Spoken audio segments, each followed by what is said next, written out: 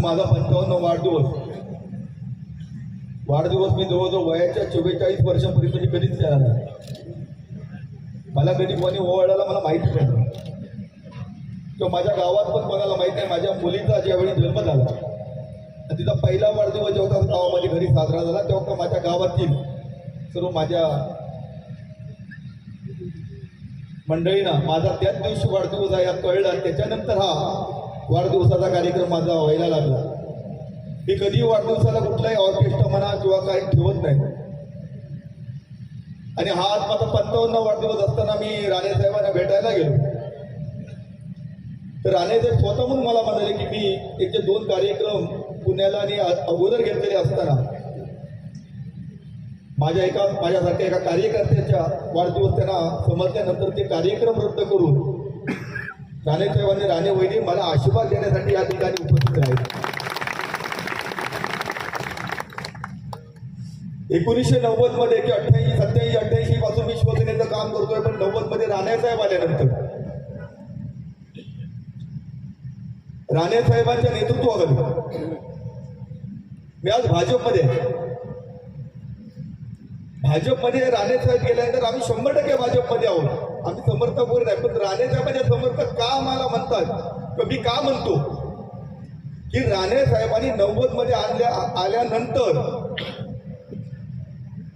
आमच्यासारखे कितीतरी वाल्मिकी ह्या जिल्ह्यामध्ये बनवले. म्हणजे आम्ही वाईट नव्हतो परंतु आम्ही सर्वसामान्य ग्रामीण भागामध्ये राहिलेले कार्यकर्ते राजसाहेब मंत्री झाले, मुख्यमंत्री झाले, तरी पण राणे साहेब कुठेही महाराष्ट्रामध्ये फिरत असताना माझ्यासारखा कार्यकर्ता बघितल्यानंतर त्याला गाडीमध्ये आपल्या लालदिव्याच्या गाडीमध्ये आवर्जून बसायला बोलवायचे आणि बसवून घ्यायचे. एवढा मान आतापर्यंत मी कधी कधी बघितला नाही कोणाला देताना. मी तर राणे साहेबांना माझ्या वहिनीला पण आम्ही काही बोलतो म्हणजे माझ्या जे पोटात आहे ते मी बोलून टाकतो. मी काय ठेवत नाही. पण राणे साहेब गेल्या 30 वर्ष म्हणजे 33 वर्षाच्या कालखंडामध्ये आतापर्यंत राणे साहेब माझ्यावरती कधीही रागवले नाही किंवा मला अरे म्हटलं नाही आणि मी ती वेळ हाणायला दिली पण नाही. आज प्रत्येक जण म्हणतायत या ठिकाणी माझा 55वा वाढदिवस एका कार्यकर्त्याला साहेब आशीर्वाद देण्यासाठी येत आहेत. संदीप कुलकर्णी म्हणाले असे कितीतरी कार्यकर्ते आहेत राणे साहेबांनी या जिल्ह्यामध्ये घडवले. त्याच्यातली मी एक आहे.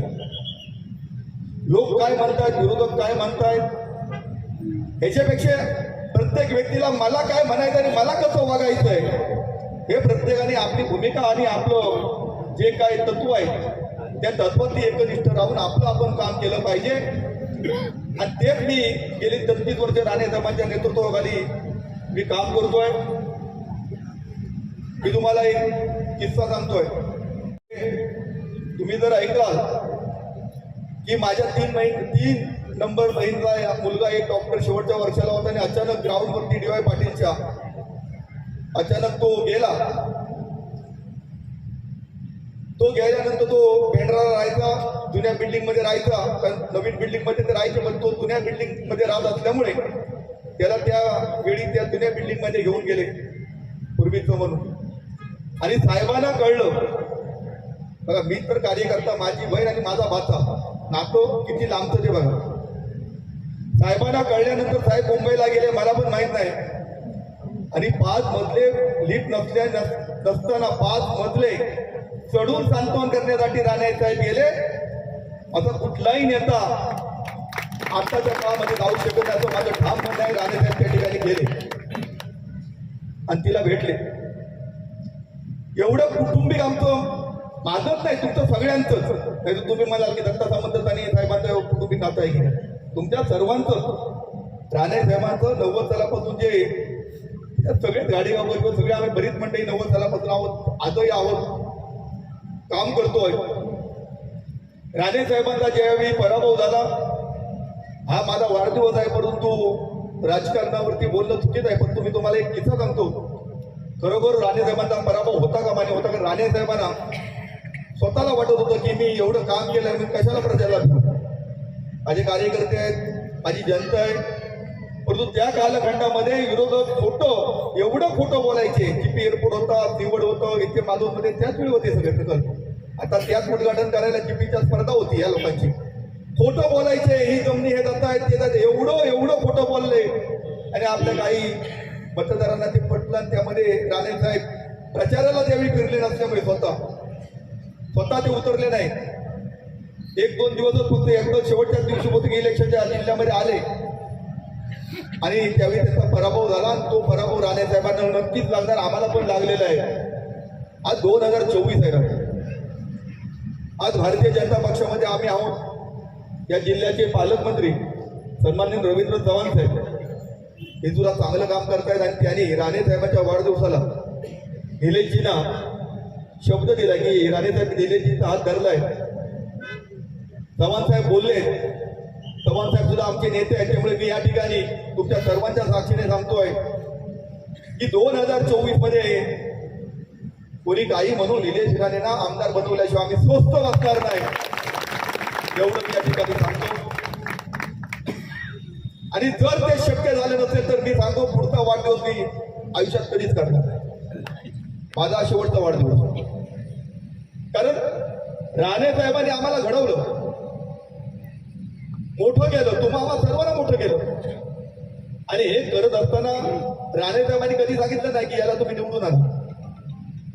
राणे साहेबांनी आम्हाला कधी सांगितलं की तुम्ही इलेक्शन लढू नका. परंतु मी 32-33 वर्ष एक कार्यकर्ता म्हणून काम करत असताना आजही तुमच्यासारखी सगळी मंडळी, मी एक कार्यकर्ता आहे, कुठलं मोठं पद नाही माझ्याजवळ, परंतु मी हाक मारल्यानंतर राणे साहेबांचा एक कार्यकर्ता म्हणून माझ्या हाकेला हो देता आणि आम्ही इलेक्शन जिंकल्यानंतर ती मोठे म्हणा तुमच्यामुळे राणे साहेबांकडे किंवा आमच्या भाजपमध्ये असतील किंवा आमचे पालकमंत्री रवींद्र चव्हाण असतील यांच्याकडे मोठी हात पडते. पण याच्या सगळी मदत करणारी जी मंडळी आहे ती तुमच्यासारखी मंडळी प्रामाणिकपणे त्या ठिकाणी काम करता, म्हणून हे यश पक्षाला मिळतं. आणि 100% भाजप हे भाजपचं धोरण आहे. आणि राणे साहेब भाजपमध्ये गेल्यानंतर या मतदारसंघाचा खासदार असतील, जे सर्व आमदार असतील, हे सर्व आमदार आता भाजपचे झाल्याशिवाय राहणार नाही असा माझा ठाम विश्वास आहे. कारण राणे साहेबांचं कामच कसं आहे. राणे साहेबांबरोबर आता पालकमंत्री चव्हाण साहेब आहेत, निलेशजी आहेत, नितेशजी आहेत. नितेशजी राणे आता संदीप साठम आहेत. राणे साहेबांच्या पावलावर पाऊल ठेवून नितेशजी राणे त्या मतदारसंघामध्ये एवढं काम करतायत. ही सर्वच मंडळी अतिशय चांगलं काम करतायत. आमच्यासारख्या कार्यकर्त्यांच्या बरोबर आहोत. आणि आज माझ्या वाढदिवसाला तुम्ही कोणालाही मी न बोलवता की कुठलाही ते कार्यक्रम कुठलाही मनोरंजनाला ठेवता, तुम्ही मला आशीर्वाद देण्यासाठी आलात. तुम्हाला सुद्धा मी सुद्धा स्वतः राणे साहेबांकडे गेलो, मी तुम्हाला पण स्वतः कळलं, मला पण बरं वाटलं राणे साहेबांना मी स्वतः येतोय. आणि राणे साहेब या ठिकाणी मला येऊन 55व्या वाढदिवसामध्ये शुभेच्छा मिळाल्या, म्हणजे साक्षात परमेश्वराच्या शुभेच्छा मला मिळाल्या असं माझी स्वतःची भावना आहे. राणे साहेब बहिणी या ठिकाणी आल्यात, 2 कार्यक्रम रद्द करून या ठिकाणी आल्या. तुम्ही सर्वजण या पूर्वीपासून राणे साहेबांवरती अतिशय प्रेम केलं. आज वेगवेगळ्या प्रकारचं राजकारण चाललेलं आहे, पण राणे साहेब हे एक असं व्यक्तिमत्व आहे, आपला नेता आहे की या सिंधुदुर्ग जिल्ह्यामध्ये कितीतरी सर्वसामान्य घरातील मंडळींना बनवले, जिल्हा परिषद अध्यक्ष बनवले, सभापती बनवले, नगराध्यक्ष बनवले, नगरसेवक बनवले. प्रत्येक नेता पद देत असताना ते पद देताना पैसे घेऊन पद द्यायचा, पण राणे साहेबांनी या जिल्ह्यामध्ये पैसे देऊन त्याला निवडून आणलं. आणि पैसे न घेता सर्वसामान्य माणसाला लाल दिवा देण्याचं काम फक्त या महाराष्ट्रामध्ये राणे साहेबांनीच केलं. अनेक कुटुंबातील, सर्वसामान्य कुटुंबातील, गरीब कुटुंबातील, शेतकरी कुटुंबातील कार्यकर्ते नेते बनले, लोकप्रतिनिधी बनले. आमच्यासारखे कार्यकर्ते राणे साहेबांनी मी कुठलं म्हटलं नाही, पद नाही, पण मला संपूर्ण जिल्ह्याचा आम्हाला नेता म्हणतात. मी प्रत्येक वेळा विचार करतो, अरे ज्या मला जिल्ह्याचा नेता म्हणतात, मग एका तालुक्यात किंवा एका 2 तालुक्यासाठी मी कशाला नेतृत्व करू? पूर्ण जिल्ह्यामध्ये कुठेही व्यासपीठ असेल तर मला सन्मान त्या ठिकाणी बोलवलं जातो, पद असो नसो.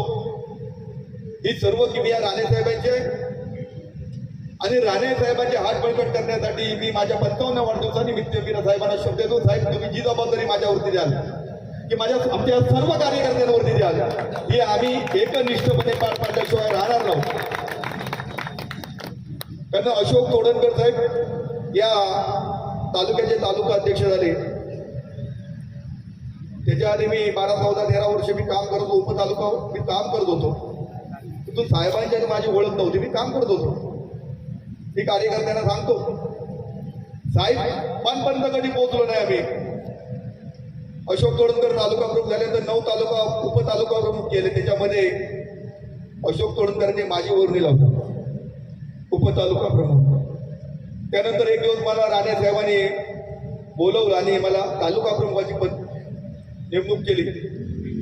मी प्रत्येक कार्यकर्त्या सांगतो की कुठलाही कार्यकर्ता नेत्यापर्यंत तेगातून जो पोचतो, अनेक वर्ष काम करून नेत्यांपर्यंत जाऊन पोचतो, तो कधीही असो एका मिनिटात तो त्या नेत्याला कधीच सोडून जात नाही.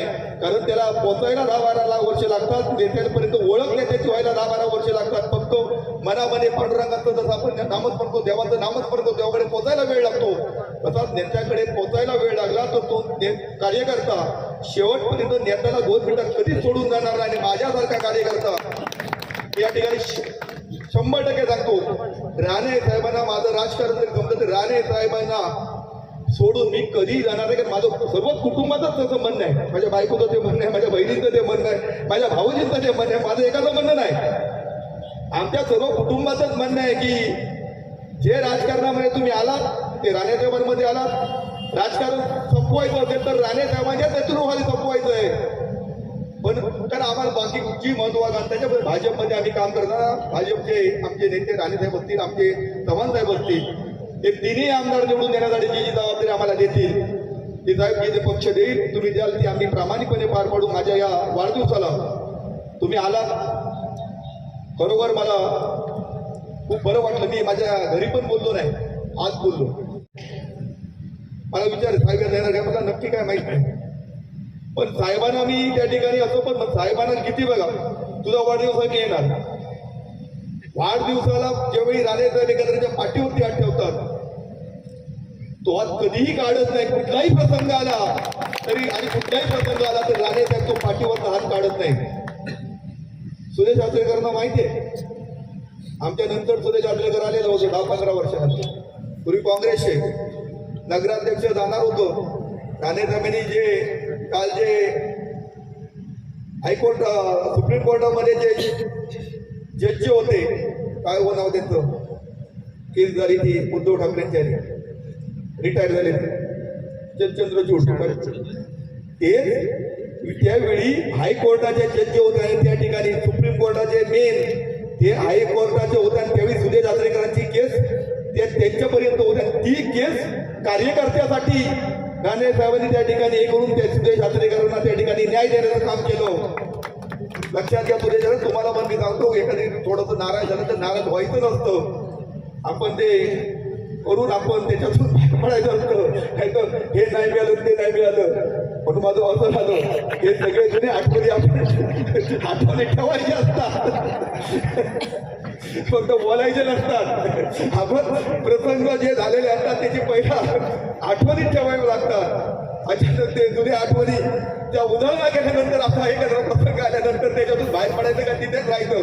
कारण 99% राणे साहेबांनी आपल्याला मदत केलेली असते. 1% कुठेतरी मार्क झाला असेल, 99% पाणी सोडायचं नसतं. हे प्रत्येक कार्यकर्त्याने ठरवलं पाहिजे आणि हे माझं प्रामाणिक म्हणणं आहे. राणे साहेब, माझ्या वाढदिवसाला माझ्या मुलीच्या वाढदिवसाला तुम्ही आलात, मी तुमचे आभार आणि ऋण व्यक्त करतोय. यापुढे 2024ला तुम्ही जी जबाबदारी माझ्यावरती आमच्या सर्व कार्यकर्त्यांना द्याल ती आम्ही प्रामाणिकपणे पार पाडण्याचा तुम्हाला त्या ठिकाणी वचन देतो. सर्वजण तुम्ही कार्यकर्ते मोठ्या संख्येने, मी कोणालाही फोन केला नाही किंवा बोललो नाही, पण तुम्हाला हे समजलं की आज वाढदिवस होतोय आणि तुम्ही नेहमी दरवर्षाप्रमाणे या ठिकाणी आला. व्यासपीठावरती सर्व मंडळी आली. असंच प्रेम राणे साहेबांवरती, राणे कुटुंबियांवरती, भाजपवरती आणि माझ्यावरती असं तुमचं राहो. तुम्हाला श्रीदेव गणपती गजानन सर्वांना दीर्घायुष्य उत्तम आरोग्य द्यावं आणि असंच प्रेम जे माझ्यावरती तुम्ही दाखवलं या ठिकाणी मोठ्या संख्येने उपस्थित राहिला. तसंच प्रेम 2024ला राणे साहेबांनी हाक मारल्यानंतर राणे साहेबांच्या आणि सन्माननीय चव्हाण साहेबांच्या हाकेला तुम्ही हो द्या आणि असंच प्रेम तुम्ही 2024ला दाखवा, एवढं मी या ठिकाणी सांगतो आणि आपले सर्वांचे आभार व्यक्त करतो. मोठ्या संख्येने या ठिकाणी आलात. पुन्हा एकदा आभार व्यक्त करतो, राणे साहेब राणे वहिनींचे आभार व्यक्त करतो आणि मी या ठिकाणी थांबतो. जय हिंद, जय महाराष्ट्र.